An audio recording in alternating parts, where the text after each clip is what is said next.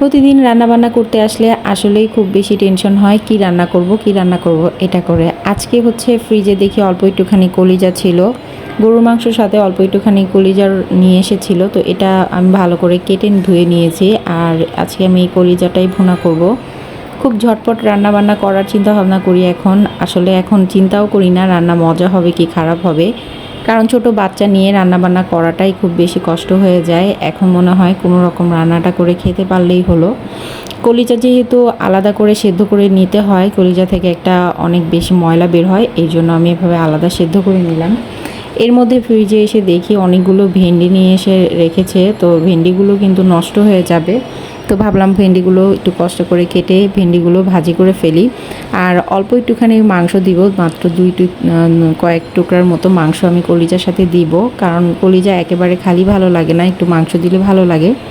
ভেন্ডিগুলো ভালো করে ধুয়ে নিয়েছি, আর এদিক দিয়ে কলিজা ভুনাটা বসিয়ে দিব। অনেকগুলো পেঁয়াজ দিয়েছি, পেঁয়াজ বাটা দিয়েছি, আদা রসুন বাটা দিয়েছি।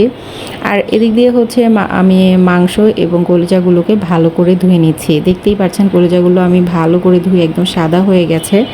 এগুলো কিন্তু আলাদা করেই সেদ্ধ করে নিতে হয়, না হলে কিন্তু মানে কলিজার কালারটা একদম কালো হয়ে যায়। মশলাটাকে একটু ভালো করে সময় নিয়ে কষিয়ে নিব।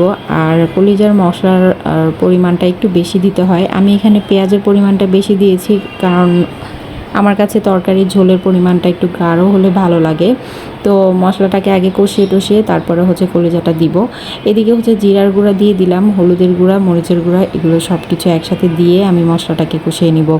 এই তো সিম্পল যে মাংস রান্না করতে যে মশলাগুলো লাগে সেগুলোই দিচ্ছি। এর মধ্যে যে কতবার রুমে গিয়ে বারবার বাবুকে দেখে আসতেছি, বারবার বাবুকে ঘুমিয়ে আছে, তবুও বাবুকে দেখে আসতে হচ্ছে, বাবুকে তুলে খাইয়ে তারপরে আবার রান্না করতে আসতে হচ্ছে। তো এদিক দিয়ে কলিজাটা বসিয়ে দিয়ে পাশের চুলায় পাস করে দিলাম। এদিক দিয়ে এই চুলাতে আমি আবার ভেন্ডিটা বসিয়ে দিব, যার কারণে হচ্ছে পেঁয়াজ কুচি দিয়ে দিলাম আর কয়েকটা কাঁচামরিচ মাঝখান দিয়ে চিড়ে দিয়ে দিলাম। আর এর মধ্যে হচ্ছে ভেন্ডিটাকে আমি আগে থেকে কেটে নিয়েছি, সেগুলো হচ্ছে এখন দিয়ে দিব। ভেন্ডি ভাজির মধ্যে আমি কিছুই দিই না, শুধু লবণ, পেঁয়াজ, কাঁচামরিচ দিয়ে আমি বসিয়ে দিব। এদিক দিয়ে হচ্ছে কলিজাটা ভুনা করার জন্য আমি এখানে সেদ্ধ হতে দিয়েছিলাম। তারপরে যখন সেদ্ধ হয়ে গেছে এর মধ্যে আমি একটু আলু দিলাম, আলুগুলোকে কিউব কিউব করে কেটে দিয়েছি। আর এদিক দিয়ে ভেন্ডিটাকে বারবার নেড়ে চেড়ে নিচ্ছিলাম। ভেন্ডি ভাজি হতে বেশি সময় লাগে না, বসিয়ে দিলেই আসলে হয়ে যায় আর কি। এখানে আবার কলিজা ভুনাটা হয়ে গেছে, নিচে দিয়ে একটু লেগেও গেছে। তারপরে আমি একটু পানি দিয়ে দিলাম। এখন জাস্ট আমি ঝোলের পানি দিয়ে চুলাটা আস্তে দিয়ে রেখে দিব। কলিজা ভুনা করতেও তেমন একটা সময় লাগে না।